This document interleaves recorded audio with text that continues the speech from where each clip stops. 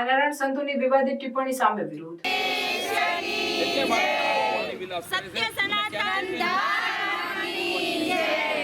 સુરતમાં આહિર સમાજ દ્વારા વિરોધ। આહિર સમાજના ઈષ્ટદેવ ભગવાન શ્રી કૃષ્ણ અંગે કરાયેલા વિવાદિત ટિપ્પણીને લઈ વિરોધ।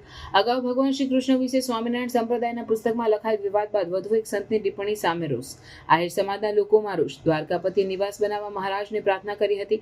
સ્વામી સંતનો બફાટ ખુલીને સામે આવ્યો। સુરતમાં વેડ રોડ ગુરુકુળના નીલકંઠ ચરણ સ્વામીના વિવાદિત નિવેદન સામે આહિર સમાજમાં ભારે રોષ। સ્વામિનારાયણ સંત માફી માંગે તેવી આહિર સમાજની માંગ।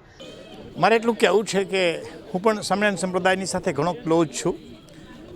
એના ધર્મપ્રેમી ભક્તો સાથે પણ એના સંપર્કમાં છું।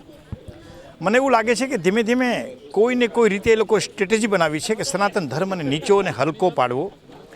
આપણો જગતનો બાપ, અમારો જદુકુળનો બાપ કૃષ્ણ ભગવાન હોય કે શિવ હોય કે રામ હોય, એવા ઈષ્ટદેવોને 5000થી ઋષિમુનિની પરંપરાની હિન્દુ ધર્મની સંસ્કૃતિને આ લોકો 250 વર્ષના અંતે કેવી રીતે નિમ્ન કક્ષાએ જઈ અને હલકી ટિપ્પણી કરે છે।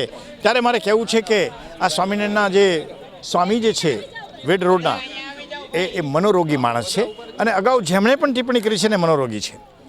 મને લાગે છે કે આ લોકોની કોઈ ચાલ છે। સ્વામિનારાયણ સંપ્રદાયને કોઈને કોઈ રીતે પોતે પોતાની રીતે કોઈની લીટી ટૂંકી કરવા માટે, પોતાની લીટી મોટી કરવા માટે કંઈ ને કોઈ સાજિશ છે, અથવા ઉપરના ધર્મના જે ધુરંધરો બેઠા છે એમણે આવા સાધુઓને આવી વાતથી રોકવા જોઈએ। એ પોતાની પુસ્તકોમાં પણ નિમ્ન કક્ષાનું વર્ણન લખી અને દેવોને અપમાનિત કર્યા છે। ત્યારે સનાતન ધર્મ જાણે છે પણ ખૂબ ખમી ખાય છે। હિન્દુ ધર્મ એક ખમી ખાતો ધર્મ છે। હવે મને લાગે છે કે આની સામે ઉગ્ર થવાની જરૂર છે અને આવા મનોરોગી સાધુઓને રોકવાની જરૂર છે। જય દ્વારકાધીશ। હું Manisha Ahir, hospital committee chairman. મને કહેતા ખૂબ જ દુઃખ થાય છે કે સ્વામિનારાયણ પંથના સંપ્રદાયના આ સંતો અવારનવાર સનાતન ધર્મને ટાર્ગેટ કરી વાણી વિલાસ અને બફાટ કરતા રહે છે। આ સંતોની માનસિકતા હલકી હોય કે મનોરોગી હોય એવું અવારનવાર આપણને દેખાય જ છે। ત્યારે ફરીવાર આ સંતોએ ગંભીર ભૂલ કરી છે।